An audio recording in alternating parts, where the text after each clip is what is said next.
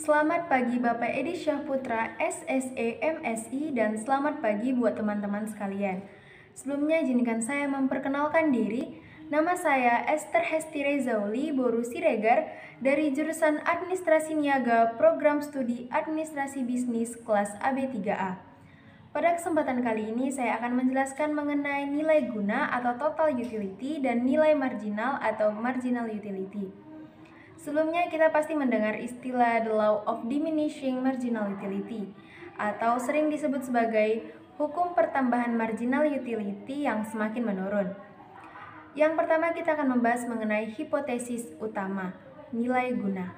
Hipotesis utama nilai guna atau sering dikenal sebagai hukum nilai guna marginal yang semakin menurun menyatakan bahwa tambahan nilai guna yang akan diperoleh dari seseorang dari mengkonsumsikan suatu barang akan menjadi semakin sedikit apabila orang tersebut terus-menerus menambah konsumsinya ke atas barang tersebut.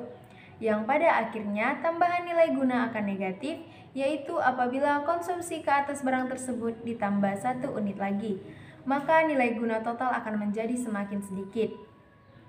Hukum nilai guna marginal yang semakin menurun akan dapat dimengerti dengan lebih jelas apabila digambarkan dalam contoh secara angka dan selanjutnya contoh itu akan digambarkan secara grafik.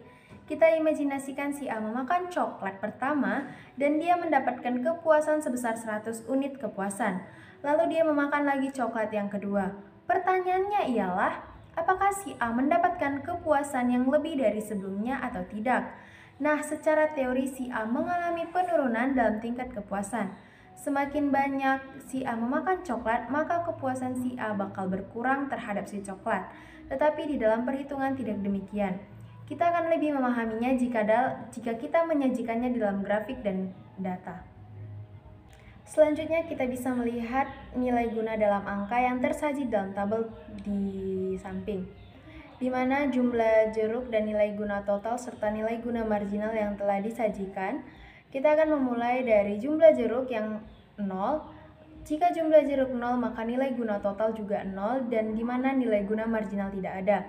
Selanjutnya kita akan melihat yaitu jumlah jeruk 1 dengan nilai guna total 40, maka nilai guna marginalnya juga 40. Selanjutnya jumlah jeruk kedua dengan nilai guna total 75 dan nilai guna marginal 35. Pertanyaannya, dari mana dapatnya nilai guna marginal 35? Yaitu dengan mengurangkan nilai guna total jeruk kedua dikurang dengan nilai guna total jeruk pertama, sehingga 75 dikurang 40 sama dengan 35. Selanjutnya yaitu jumlah jeruk ketiga dengan nilai guna total 97 dan nilai guna marginal 22. Sama seperti sebelumnya, kita mendapat nilai guna marginal di jeruk ketiga yaitu dengan mengurangkan nilai guna total jeruk ketiga dengan nilai guna total jeruk kedua, yaitu dengan mengurangkan 97 dikurang 75 sama dengan 22. Begitu juga untuk jumlah jeruk keempat yaitu nilai guna total 107 dan nilai guna marginal yaitu 10. Didapatnya nilai guna marginal 10 yaitu dengan mengurangkan nilai guna total jeruk keempat dikurang dengan nilai guna total jeruk ketiga, yaitu 107 dikurang 10 dikurang 97 dengan nilai guna marginal 10. Berlaku hingga ke jumlah jeruk ke-9 dengan nilai guna total 98 dan nilai guna marginal minus 7. Dengan memisahkan bahwa keputusan dari memakan jeruk dalam satu hari dapat dinyatakan dalam angka, yaitu tabel di samping ditunjukkan dengan nilai guna total dan nilai guna marginal dari memakan berbagai jumlah jeruk. Dalam contoh tersebut dapat dicermati juga hipotesis tambahan nilai guna akan menjadi semakin menurun apabila konsumsi terus-menerus ditambah. Selanjutnya kita menyajikan nilai guna dalam grafik. Kita bisa melihat yaitu kurva yang berwarna orange yaitu nilai guna marginal dan kurva yang berwarna biru ialah nilai guna total. Kita bisa melihat yaitu di mana nilai guna total melambung seperti bukit dan nilai guna marginal berbentuk seperti lembah. Kurvanya seperti bukit yang artinya berlaku hukum the law of diminishing utility atau nilai guna yang semakin menurun. Lalu kita akan memperjelas teori yang telah kita bahas dengan contoh kasus pertama. Contoh kasus pertama, Seorang konsumen membeli buah apel dan salak, dan nilai guna total dari memakan masing-masing buah tersebut adalah seperti yang ditunjukkan pada tabel di bawah. Yang A. Tentukan nilai guna marginal dari memakan apel dan salak. B. Misalkan harga apel dan salak masing-masing adalah Rp1.000, berapakah jumlah apel dan salak yang akan dibelinya apabila uang yang akan dibelanjakan adalah Rp8.000? Yang C ialah buatlah grafik nilai guna total dan nilai guna marginal untuk buah apel dan salak. Kita sudah melihat tabel dari apel dan salak yang telah menyajikan yaitu jumlah dan nilai guna total dari kedua buah tersebut. Selanjutnya kita akan ke penyelesaian. Poin pertama yaitu kita menentukan nilai guna marginal dari kedua buah tersebut. Seperti sebelumnya, kita menghitung nilai guna marginal yaitu dengan buah apel, di mana jumlah apel 1 maka nilai guna total 200 dan nilai guna marginalnya 200. Lalu dengan jumlah apel yang kedua, nilai guna total 450 maka nilai guna marginal 250. Didapatnya nilai guna marginal 250 yaitu dengan mengurangkan nilai guna total buah kedua dengan nilai guna total buah pertama, yaitu dengan 450 dikurang 200 sama dengan 250, sehingga nilai guna marginal dari buah apel yang kedua ialah 250. Selanjutnya dengan jumlah apel ketiga dengan nilai guna total 640 dan nilai guna marginal 190, didapatnya nilai guna marginal yaitu seperti sebelumnya, yaitu mengurangkan nilai guna total buah ketiga dengan nilai guna total buah kedua, yaitu 640 dikurang dengan 450, yaitu didapat dengan nilai guna marginal 190. Begitu juga untuk seterusnya hingga jumlah apel yang ke-6 dengan nilai guna total 1020 dan nilai guna marginal 90. Selanjutnya kita akan melihat di sampingnya yaitu buah salak, di mana jumlah pertama dari buah salak dengan nilai guna total 280 maka nilai guna marginalnya yaitu 280. Selanjutnya jumlah salak yang kedua dengan nilai guna total 570 dan nilai guna marginal 290. Seperti sebelumnya, didapatnya nilai guna marginal dari salak tersebut ialah didapat dari pengurangan nilai guna total buah salak kedua dikurang dengan nilai guna total buah salak pertama, yaitu 570 dikurang 280, hasilnya 290. Selanjutnya kita akan ke jumlah salak ketiga. Dengan nilai guna total 780, maka nilai guna marginalnya yaitu 210. 210 didapat dari pengurangan nilai guna total ketiga dikurang dengan nilai guna total buah kedua, yaitu 780 dikurang 570 sama dengan 210. Begitu seterusnya hingga jumlah buah salak ke-6 dengan nilai guna total 1160 dan nilai guna marginal 80. Selanjutnya ialah poin B. Jika harga setiap barang sama, maka nilai guna akan mencapai tingkat maksimum apabila nilai guna marginal dari setiap barang adalah sama besarnya. Kita bisa melihat dari tabel poin A, yaitu ditunjukkannya tabel yang berwarna hijau yang menandakan bahwa konsumen telah mencapai tingkat maksimum, ditandai dengan nilai guna marginal yang sama yaitu 170. Dalam kasus di atas, pada apel dan salak keempat, nilai guna marginalnya sama yakni 170, sehingga uang yang harus dikeluarkan adalah 4 apel dikali Rp1.000 ditambah dengan 4 salak dikali Rp1.000 sama dengan 8.000, sehingga jumlah apel dan salak yang akan dibeli jika ia membelanjakan uang dengan 8.000 ialah 4 salak dan 4 apel. Selanjutnya kita akan ke grafik di mana tersajinya dua grafik, yaitu grafik nilai guna marginal apel dan salak serta nilai guna total apel dan salak. Pertama kita akan melihat nilai guna marginal apel dan salak. Kita bisa melihat yaitu perpotongan nilai guna marginal apel dan salak menunjukkan kepuasan maksimum dalam mengkonsumsi kedua buah tersebut. Tercapainya kepuasan maksimum terdapat di buah keempat, yaitu dengan nilai guna marginal 170. Lalu kita akan melihat yaitu dengan contoh kasus kedua, yaitu dengan Patrick biasanya membeli roti dan minuman dingin di supermarket. Roti di supermarket seharga Rp6.000, harga minuman dingin Rp8.000. Berikut adalah nilai guna total dari roti dan minuman dingin yang telah disajikan dalam tabel di bawah ini. Yang pertama ialah hitunglah nilai guna marginal dari kedua barang tersebut berdasarkan tabel di samping. Yang kedua, jika biasanya uang saku dari Patrick adalah 76.000, berapa minuman dingin dan roti yang dapat dibeli Patrick untuk mencapai kepuasan maksimumnya? Yang ketiga ialah jika harga minuman dingin naik menjadi Rp10.000 dan karena masih awal bulan, Patrick mendapatkan kiriman lebih dari orang tuanya hingga uang saku naik menjadi Rp100.000. Berapa sisa uang yang bisa Patrick simpan untuk jajannya besok? Dan berapa minuman dingin dan roti yang bisa dibelinya untuk mencapai kepuasan maksimumnya? Kita akan ke slide penyelesaian, yaitu dengan poin pertama, yaitu nilai guna marginal. Seperti sebelumnya, kita akan mencari nilai guna marginal yaitu dengan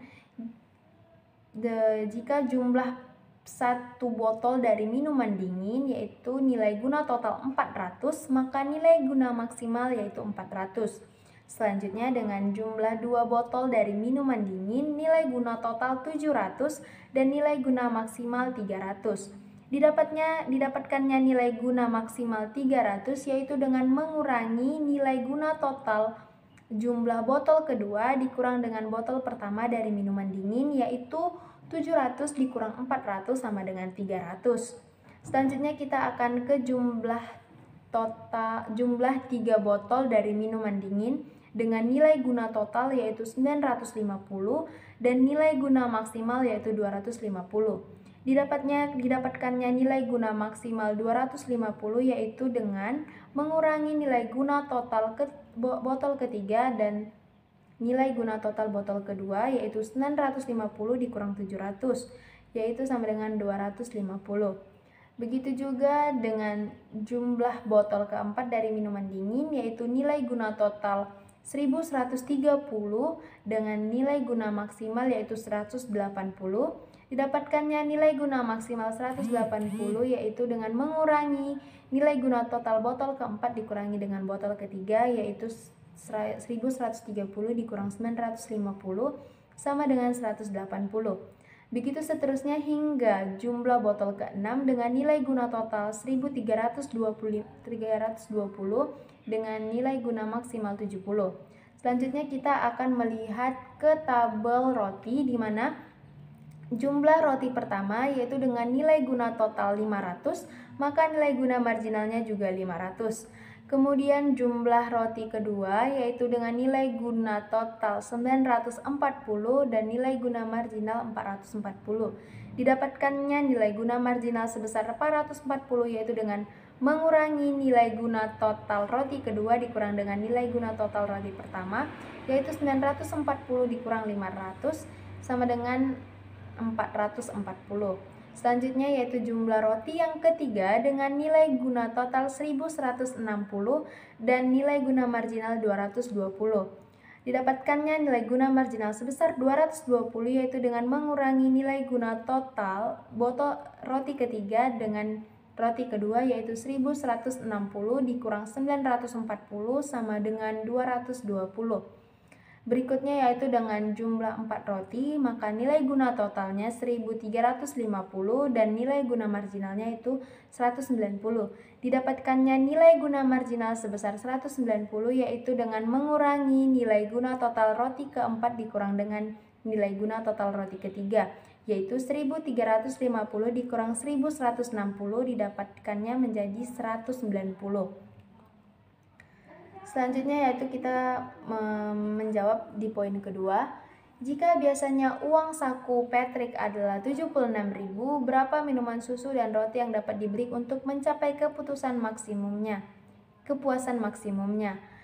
Kita akan melihat, kita sudah menampilkan data dan tabel di bawah ini yaitu jika harga kedua barang berbeda maka rumus yang digunakan adalah marginal barang A dibagi dengan harga barang A sama dengan marginal barang B dibagi dengan harga barang B. Kita akan menyajikan dari minuman dingin dengan harga Rp8.000. Di sini kita bisa melihat 0,043 didapat dari nilai guna marginal 400 dibagi dengan harga dari minuman dingin yaitu 8.000, sehingga minuman dingin sebesar 0,043. Selanjutnya dalam mengkonsumsi 2 botol yaitu minuman dingin 0,037 dan nilai guna marginal 300 dibagi dengan harga minuman dingin yaitu 8.000 didapatkannya 0,037. Selanjutnya yaitu mengkonsumsi 3 botol maka nilai guna marginal 250 dibagi dengan harga minuman dingin 8.000 maka didapatlah 0,031. Begitu seterusnya hingga mengkonsumsi 6 botol minuman dingin dengan nilai guna marginal 70 dibagi dengan harga minuman dingin yaitu 8.000 didapatkannya lah 0,008. Selanjutnya ialah dengan roti harga 6.000. Mengkonsumsi 1 roti maka nilai guna marginal 500 dibagi dengan harga roti yaitu 6.000 sama dengan 0,083. Selanjutnya mengkonsumsi 2 roti dengan nilai guna marginal 440 dibagi dengan roti 6.000 hasilnya 0,073. Selanjutnya yaitu mengkonsumsi 3 roti dengan nilai guna marginal 220 dibagi dengan harga roti Rp6.000 maka didapatkannya 0,036. Begitu seterusnya hingga mengkonsumsi 6 roti dengan nilai guna marginal 90 dibagi dengan harga roti sebesar Rp6.000 maka hasilnya ialah 0,015. Dari perhitungan di samping kita dapat mengetahui bahwa marginal dari minuman dingin dibagi dengan harga minuman dingin sama dengan marginal dari roti dibagi dengan harga roti terjadi ketika mengkonsumsi 5 minuman dingin dan 6 roti, di mana MA per PA sama dengan MB per PB adalah 0,015. Selanjutnya bila dihitung dengan uang maka uang yang dikeluarkan untuk minuman dingin yaitu 5 botol minuman dingin dikali dengan 8.000 sama dengan Rp40.000. Yang kedua ialah uang yang dikeluarkan untuk roti dengan 6 buah roti dikali Rp6.000 sama dengan Rp36.000.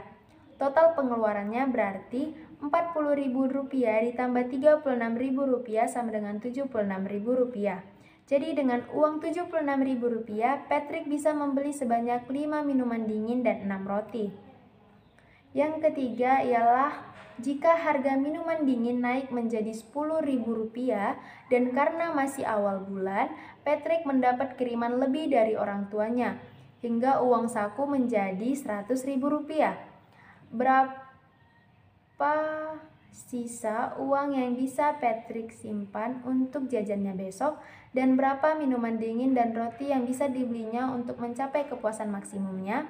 Kita bisa melihat tabel di bawah ini, yaitu jika harga kedua barang berbeda maka rumus yang digunakan adalah MA per PA sama dengan MB per PB, di mana dinaikkannya harga minuman dingin yaitu sebesar Rp10.000 maka konsumsi pertama dari minuman dingin nilai guna marginal 400 dibagikan dengan harga dari minuman dingin Rp10.000 didapatkannya 0,04. Dan pada saat mengkonsumsi 2 botol dari minuman dingin, maka nilai guna marginal ialah 300 dibagi dengan harga minuman dingin yaitu Rp10.000 maka didapat 0,03. Selanjutnya ialah mengkonsumsi 3 botol minuman dingin dengan nilai guna marginal 250 dibagi dengan harga minuman dingin Rp10.000 didapatkannya 0,025. Begitupun selanjutnya hingga mengkonsumsi 6 botol minuman dingin dengan marginal 70 dibagi dengan harga minuman dingin Rp10.000 didapatkannya 0,007.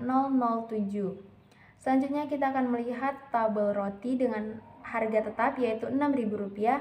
Mengkonsumsi 1 roti yaitu nilai guna marginal 500 dan roti 0,083. Mengkonsumsi 2 roti nilai guna marginal 440 dibagi dengan Rp6.000 didapatkannya 0,073. Mengkonsumsi 3 roti dengan nilai guna marginal 220 dibagi dengan harga roti yaitu Rp6.000, didapatkannya 0,036. Begitu seterusnya hingga konsumsi ke-6 roti dengan nilai guna marginal 90 dan dibagi dengan harga roti 6.000, didapatkannya 0,015. Dari perhitungan di samping diketahui bahwa MA per PA sama dengan MB per PB terjadi ketika mengkonsumsi minuman dingin sebanyak 2 dan mengkonsumsi roti sebanyak 4. Kita bisa melihat di tabel yaitu dengan ditandainya dengan warna orange, yaitu mengkonsumsi 2 minuman dingin dengan nilai guna marginal 300 dan minuman dingin 0,03 dan mengkonsumsi 4 roti dengan nilai guna marginal 190 yaitu didapatkannya 0,03, di mana MA per PA sama dengan MB per PB adalah 0,03. Selanjutnya bila dihitung dengan uang, maka pertama uang yang dikeluarkan untuk minuman dingin yaitu 2 botol dikali 10.000 sama dengan 20.000.